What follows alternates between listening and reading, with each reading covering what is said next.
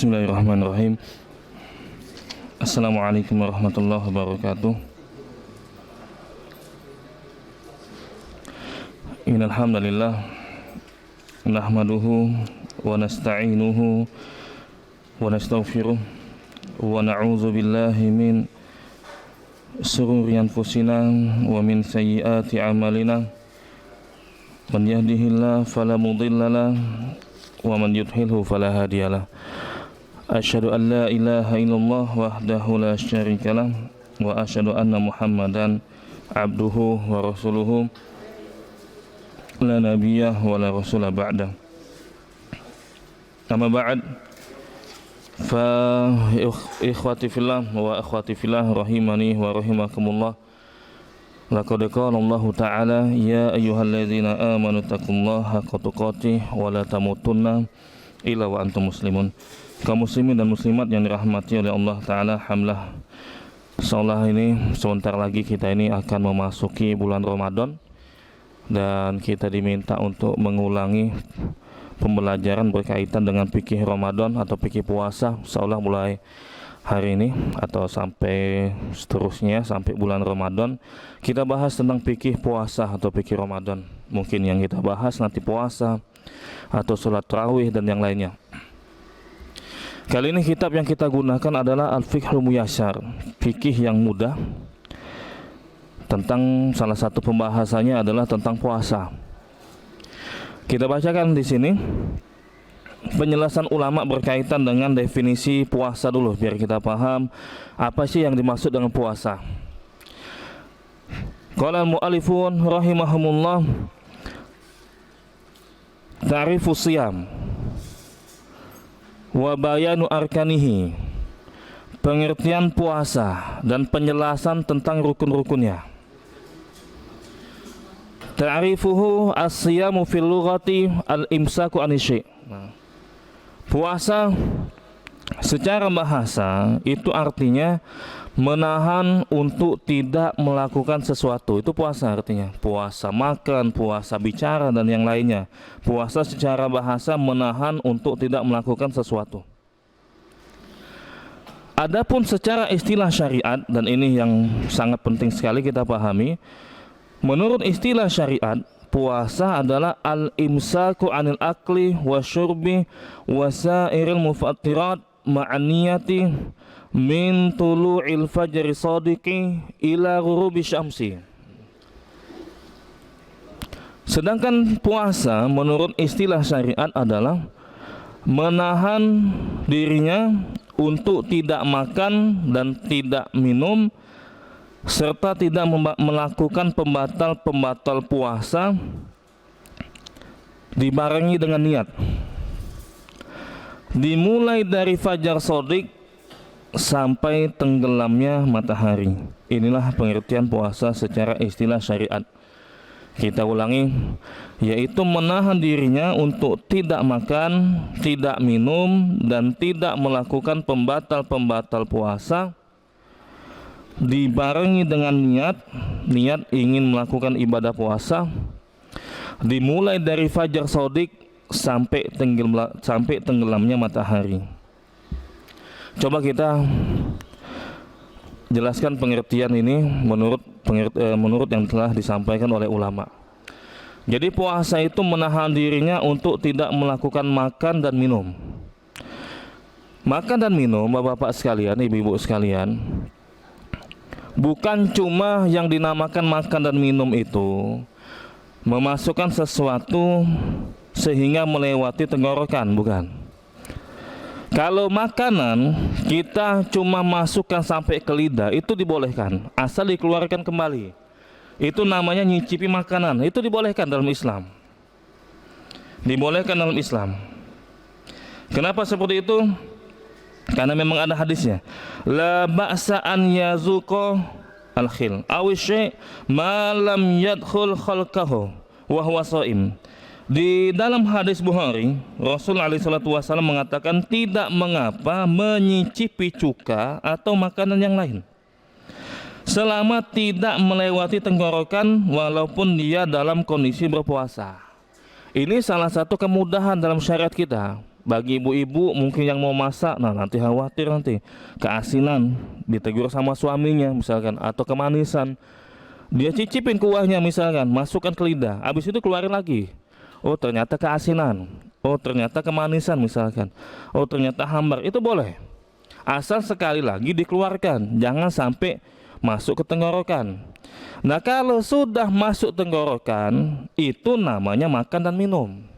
Sudah masuk tenggorokan, makan dan minum sesuatu itu ya, entah itu makanan ataupun bukan makanan, sengaja kita masukkan misalkan.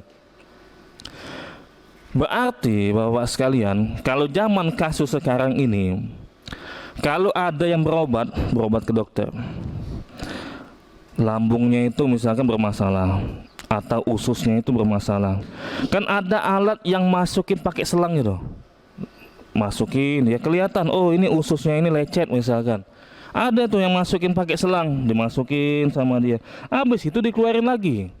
Ini sudah masuk kategori makan dan minum karena sudah melewati tenggorokan, walaupun itu bukan makanan.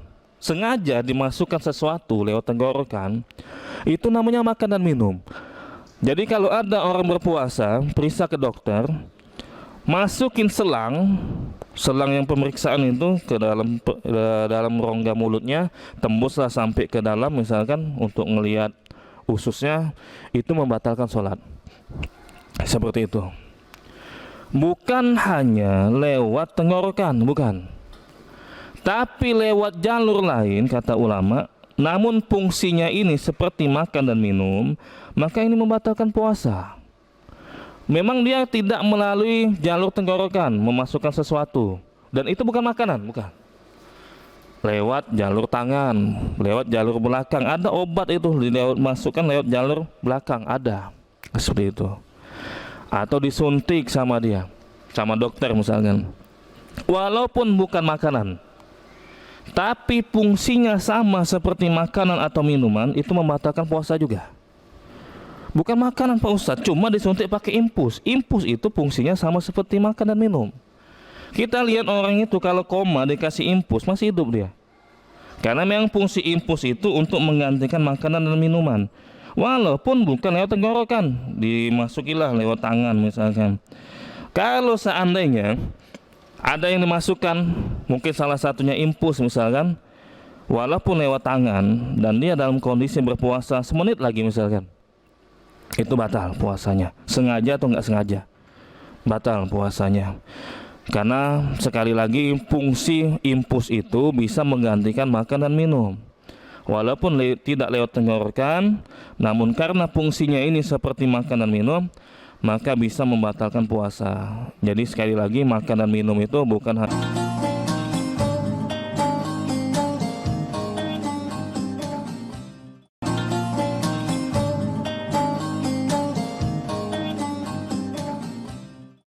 maka bisa membatalkan puasa.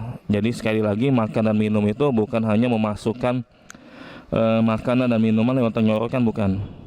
Masuk lewat jalur mana saja, entah itu lewat tangan disuntik atau lewat belakang, misalkan obat yang fungsinya itu memang biar dia nggak lemes, menggantikan makanan minum, itu bisa membatalkan puasa kalau fungsinya sekali lagi makan dan minum. Allah alim shawab. Wasairul mufattirat, tunggu dong. Makan dan minum, begitu juga minum. Minum apa yang nggak boleh? Air apa? Segala cairan kalau lewat tenggorokan itu dinamakan dengan minum, kecuali sesuatu itu berasal dari dalam tubuh. Mohon maaf, misalkan air ludah. Air ludah itu kalau dia telan itu nggak membatalkan puasa. Air ludah. Kenapa? Karena berasal dari dalam.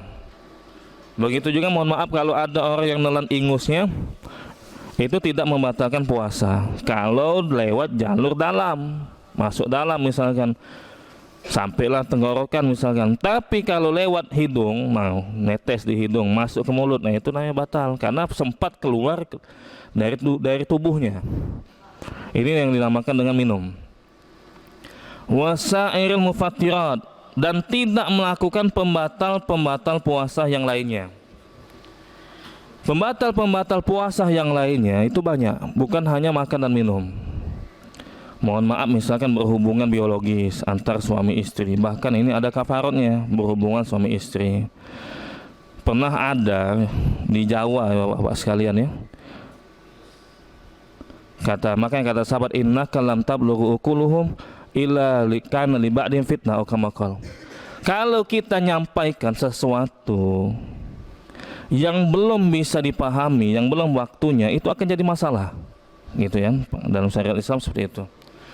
Pernah kejadian ada salah satu pengajar ngajarin nih anak-anak, salah satu pembatal sholat itu kan hubungan biologis, itu bukan pembatal sholat, pembatal puasa, itu kan hubungan biologis. Ngajarin anak kecil, gimana dia? Bahasa dia kayak gini, kalau ayah ibu kita tidur bersama maka batal puasanya. Benar itu, bahasanya kayak gitu. Dia bingung mau ngajar gimana, mau hubungan biologis dikasih tahu ke anak-anak, cuma disampaikan sama dia. Maka dalam syariat kita ini sebenarnya kalau jadi masalah jangan disampaikan. Pulang dia ngelihat orang tuanya, ayah ibunya tidur siang, batal katanya, batal. Nah kenapa batal? Karena ustadz kami kalau ayah dan ibu tidur bareng batal. Marah itu jadi. Yang ustadznya dari protes, memang benar yang saya sampaikan. Nah dalam Islam itu bukan hanya benar, bukan. Kalau belum waktunya, belum dipahami sama yang disampaikan, itu yang disampaikan nanti buat masalah. Innaka lan tablughu ukuluhum illa likana ba'din fitnah, gitu ya. Kamakol. Kalau kau sampaikan sesuatu yang belum dipahami, belum waktunya, maka itu akan jadi masalah. Nah itu salah satu pembatalnya hubungan biologis, kemudian murtad, pembatal puasa, kemudian niat. Kalau dia niatkan saya batal puasa misalkan, itu batal puasa. Seandainya misalkan, oh saya mau safar ini, safar kan boleh nggak puasa, saya batalkan aja lah puasa saya.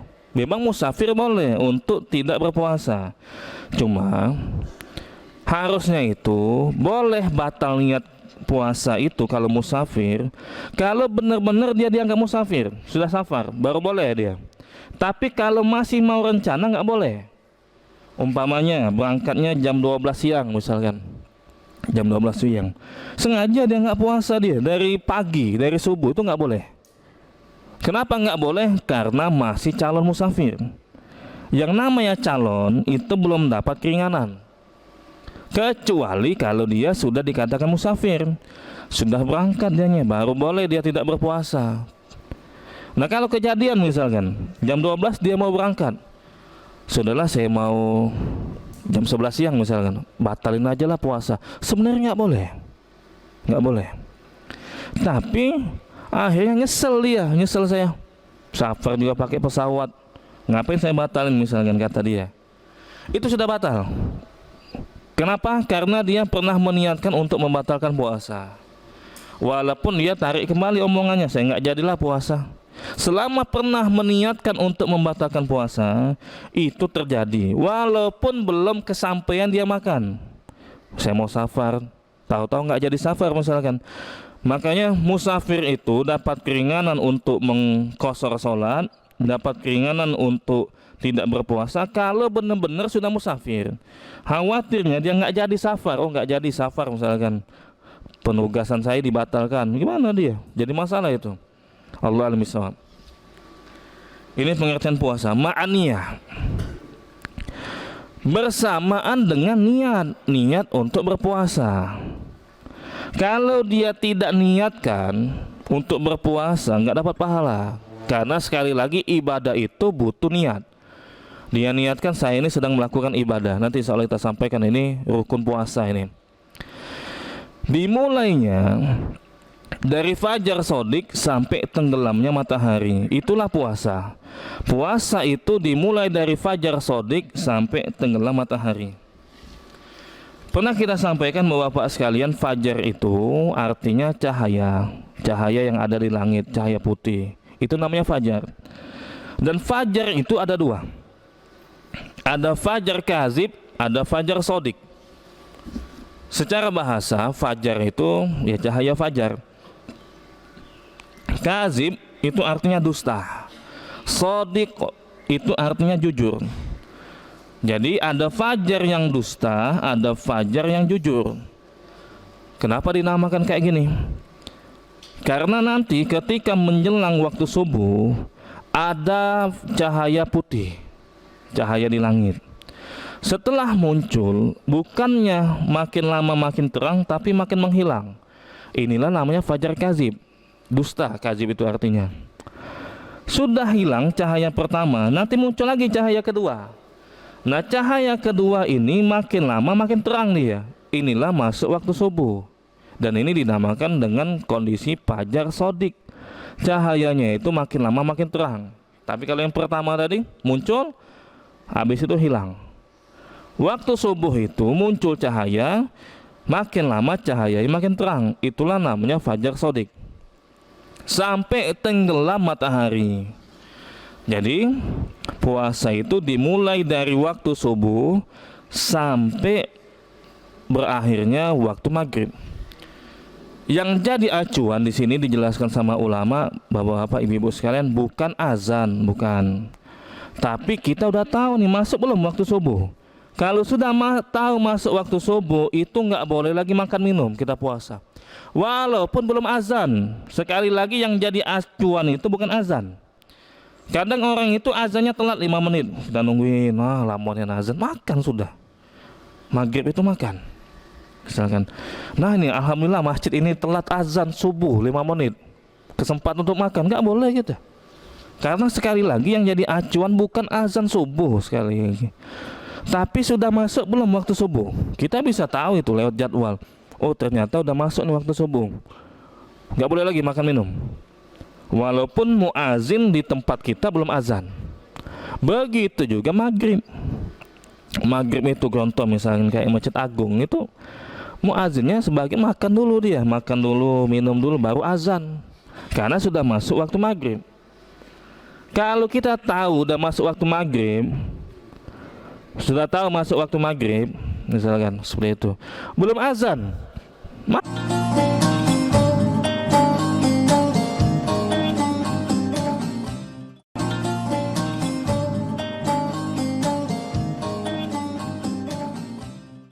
makan aja nggak apa-apa.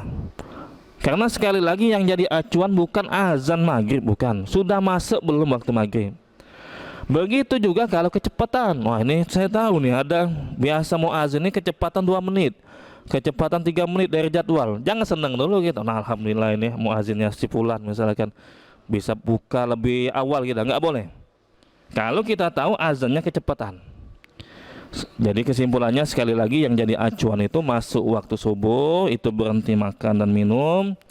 Tapi kalau sudah masuk waktu maghrib, ini dibolehkan kita berbuka puasa walaupun belum diazanin di komplek tersebut atau wilayah tersebut. Allah alim shawab. Ini berkaitan dengan pengertian puasa. Kemudian poin selanjutnya, nah ini yang sering dibahas ya, dan nggak apa-apa kita ulangi lagi pembahasan ini setiap tahunnya. Masalah niat. Nanti habis itu penentuan puasa. Niat ini merupakan rukun puasa, bukan cuma wajib tapi harus ada niat. Rukun puasa itu ada 2. Yang pertama, tidak melakukan pembatal puasa dari subuh sampai maghrib. Itu yang pertama rukunnya. Yang kedua harus berniat. Harus berniat sedang berpuasa. Kalau dia tidak berniat, itu puasanya nggak sah. Misalkan kesiangan ini, bangun jam berapa, 5:30, itu udah lewat subuh itu.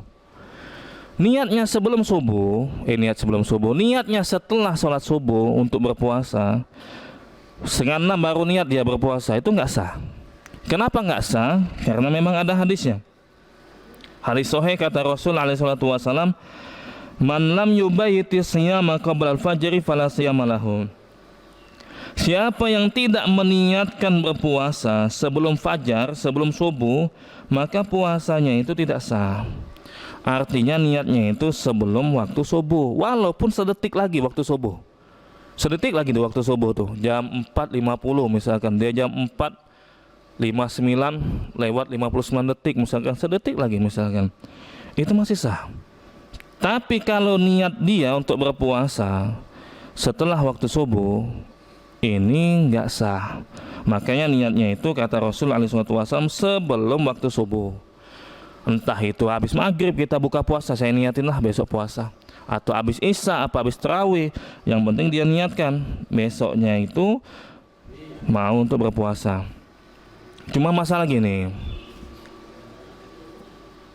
boleh nggak kita ini meniatkan puasa satu paket sebulan penuh? Saya niatkan aja Pak Ustadz biar gampang, saya niatkan puasa 1 bulan penuh, sudah, nggak usah tiap malam, repot nanti kalau saya tiap malam, seperti itu. Sebagian ulama mengatakan boleh, dia niatkan di hatinya, saya mau puasa selama 1 bulan, udah gitu aja. Tapi ada syaratnya, yang model kayak gini ada syaratnya. Di awal Ramadan dia meniatkan saya mau puasa 1 bulan, syaratnya puasanya itu harus berkesinambungan, lanjut terus, nggak pernah batal. Tapi kalau batal umpamanya di hari ke-15 batal dianya karena safar, karena sakit, di hari ke-17 mau puasa lagi dia, itu ulangi lagi niatnya karena sempat batal. Nah kalau nggak sempat batal, sudah niatkan aja, pokoknya saya niatkan untuk 1 bulan penuh puasa misalkan. Itu ada sebagian ulama mengatakan seperti itu. Allah alim shawab. Nah ini ya. Tapi kalau mau meniatkan tiap malam itu nggak apa-apa, nggak masalah.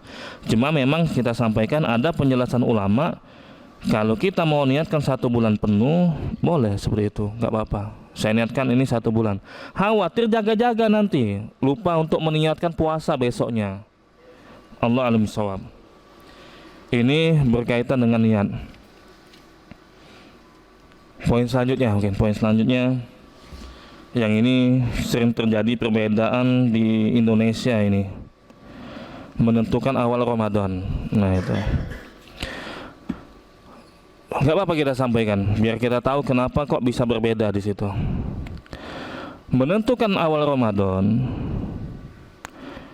dijelaskan sama ulama, yang lebih mendekati kebenaran itu dengan melihat hilal, bukan dengan hisab. Seperti itu ya. Saya ulangi, sebenarnya yang paling pas itu dengan menentukan awal masuk bulan Ramadan itu dengan melihat hilal, bukan dengan hisab. Kenapa seperti itu? Karena itu memang perintah Allah dan Rasul. Contoh misalkan di dalam surat Al-Baqarah ayat 185, faman syahida minkum syahra falyasum, siapa yang melihat hilal maka berpuasalah. Perintah menyaksikan hilal maka berpuasalah, ini perintah Allah Ta'ala dalam surat Al-Baqarah ayat 185, berarti ngelihat hilal, bukan hisab. Begitu juga perintah Rasul SAW di hadis Bukhari Muslim. Di hadis Bukhari Muslim, Bukhari nomor hadisnya 1900, hadis Muslim nomor hadisnya 1080, Nabi mengatakan iza ra'aitumuhu fasumu, kalau kalian sudah melihat hilal maka berpuasalah. Itu kata Rasul SAW. Atau dilengkapi lagi penjelasannya oleh Nabi SAW cara menentukan masuk awal Ramadan. Di hadis Bukhari Muslim juga, di hadis Bukhari nomor hadisnya 1909 dan di hadis Muslim nomor hadisnya 1081. Kata Rasul SAW, sumu li ru'yatihi wa aftiru li ru'yatihi, fa in rubbiya alaikum fa akmilu iddata sya'ban salasin. Kalian itu, kata Nabi SAW, berpuasalah kalau sudah melihat hilal. Dan kalian itu jangan berpuasa masuk 1 Syawal kalau sudah melihat hilal Syawal juga. Di sini ada pesan Nabi. Kalau seandainya hilal itu tidak kelihatan, terhalang untuk terlihat, bukan ada atau nggak ada, mungkin ada tapi terhalang untuk kelihatan, maka kata Nabi bulan Sya'ban itu genapkan jadi 30, tunda dulu sehari masuk bulan puasa. Kalau hilal itu terhalang, tidak kelihatan, bukan ada atau nggak ada, Mungkin ada tapi terhalang, bahasa Nabi itu terhalang untuk kelihatan, entah itu awan, masalah awan, entah itu hujan dan yang lainnya. Genapkan bulan Sa'ban 30 hari. Itu pesan Rasul alaihi wassalam. Kalau kita perhatikan berdasarkan pesan Allah Ta'ala, perintah Allah Ta'ala dalam surat Al-Baqarah ayat 185 tadi, sebenarnya kalau ngelihat hilal, begitu juga pesan Nabi alaihi wassalam, kalau ngelihat hilal puasa, kalian masuk puasa, masuk bulan puasa. Tapi kalau tidak kelihatan hilal, mungkin terhalang untuk dilihat, bulan Sa'ban genapkan jadi 30. Bukan masalah ada atau enggak ada. Dan ini memang di negara kita ini, dan memang harus toleransi, dimaklumi. Karena memang beda metode dalam penentuan masuk awal Ramadan. Ada yang pakai ru'yatul hilal, melihat hilal, ada pakai hisab. Kalau pakai hisab 5 tahun ke depan udah tahu lebaran tuh kapan, udah tahu tuh pakai hisab. 10 tahun ke depan udah tahu, oh nanti lebaran tuh tanggal sekian, kalau disamakan dengan kalender Masehi misalkan, udah tahu itu pakai hisab. Tapi kalau pakai ru'yatul hilal, ngelihat hilal, nggak bisa kita tentukan tahun depan itu kapan lebaran, nggak bisa. Malam ini ngelihat hilal baru bisa nentukan. Allah alim shawab. Saya lebih condong ikut pendapat ulama yang mengatakan menentukan hilal itu dengan cara melihat hilal, bukan dengan cara hisab. Nanti insya Allah kita sampaikan alasannya. Walaupun kita toleransi dengan perbedaan pendapat yang ada di Indonesia ini. Hilal itu Bapak-bapak sekalian, pernah kita